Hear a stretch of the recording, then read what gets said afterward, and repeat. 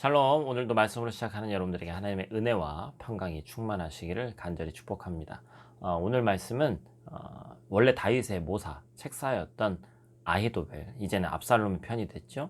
아히도벨의 이 계략으로부터 시작이 됩니다. 아히도벨은 다윗을 완전히 끝내기 위해서 계략을 세우죠. 12,000명의 특수부대를 조직하자고 얘기를 합니다. 그리고 서둘러서 오늘 밤에 다윗을 추격하자는 것이죠. 많은 병사, 그리고 갑작스러운 기습, 그것은 아마 전쟁의 필승 공식일 것입니다. 다윗이 힘이 빠져 있을 때 기습하자는 것이죠. 그리고 많은 사람들이 피를 흘릴 필요가 없고 다윗 왕만 져서 죽이면 된다라는 것을 강조합니다. 왜냐하면 고대 사회의 전쟁이라는 것이 왕만 죽으면 거의 끝나는 것이기 때문에 그렇죠. 그런데 여기에 숨은 반전이 있습니다. 사무엘하 15장 31절 말씀을 보십시오. 어떤 사람이 다윗에게 알리되 압살롬과 함께 모반한 자들 가운데 아히도벨이 있나이다 하니 다윗이 이르되 여호와여 원하옵건대 아히도벨의 모략을 어리석게 하옵소서 하니라. 여러분, 이게 무슨 뜻입니까?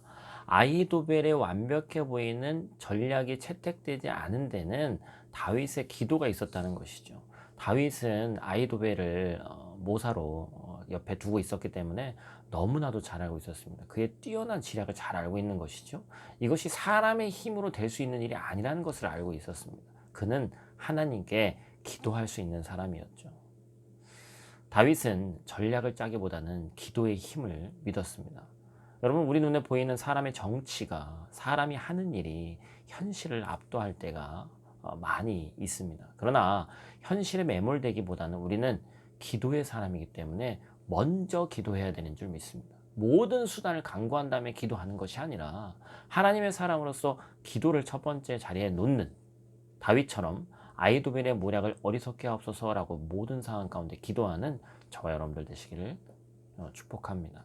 이제 압살롬은 후세의 이야기를 전략을 듣습니다. 왜 압살롬은 아히도벨의 뛰어난 지략을 듣고도 후세의 이야기를 들었을까요? 아마도 개인적인 생각에는 후세가 아마도 가장 최근에 다윗과 함께 있었기 때문에 가장 최근에 전략을 알 수 있을 것이다. 동태를 알 수 있을 것이다. 이렇게 생각했을 것입니다.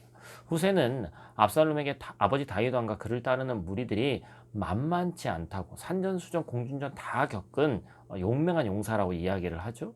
그래서 압살롬에게 전쟁을 뒤에 빠져 있는 것이 아니라 자신이 친히 나가서, 그리고 몇 명만 동원하는 것이 아니라 모든 사람을 동원해서 다윗만 아니고 다윗을 따르는 모든 사람을 죽여야 된다고 얘기를 합니다.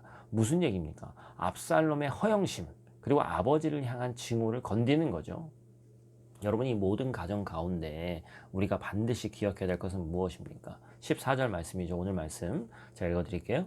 압살롬과 온 이스라엘 사람들이 이르되 아렉 사람 후세의 계략은 아히도벨의 계략보다 낫다 하니 이는 여호와께서 압살롬에게 화를 내리려 하사 아히도벨의 좋은 계략을 물리치라고 명령하셨음이더라. 여러분, 후세의 언변 때문에 압살롬의 마음이 변한 것이 아닙니다. 여호와께서, 역사의 주관자가 되시는 하나님께서 압살롬을 심판하기 위해서 개입하신 것이죠. 여기에 무엇이 있었다고요? 앞에서 말씀드린 대로 다윗의 기도가 있었다. 사랑하는 형제자매 여러분, 기도는 판을 뒤집는 힘이 있습니다. 여러분, 지금 삶 가운데 망망되는 일들이 최근에 여러 상황 가운데 많이 있으실 거예요. 여러분, 그 상황 가운데 내가 나를 위해, 내가 우리 가정을 위해 하는 기도만큼 힘있는 기도가 없습니다. 기도는 그리스도의 의무이자 특권이라는 사실을 절대 잊지 마시길 바랍니다. 왜 우리만 그것을 잘 모르는 걸까요?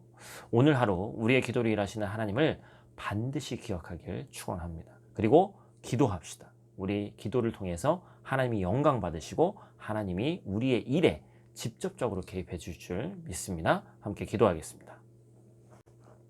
사랑의 아버지 하나님, 풍전등화의 위기에 놓인 다윗에게, 영적으로 많이 어두워진 다윗에게 마지막까지 그래도 기도할 수 있는 힘이 있었던 것을, 하나님을 향한 믿음의 끈을 놓지 않은 것을 보게 하시니 감사를 드립니다. 하나님, 세상의 조리에 휩쓸려 살다 보면 우리 믿는 자들이 더 손해보는 것 같은 경우가 너무나도 많이 있습니다.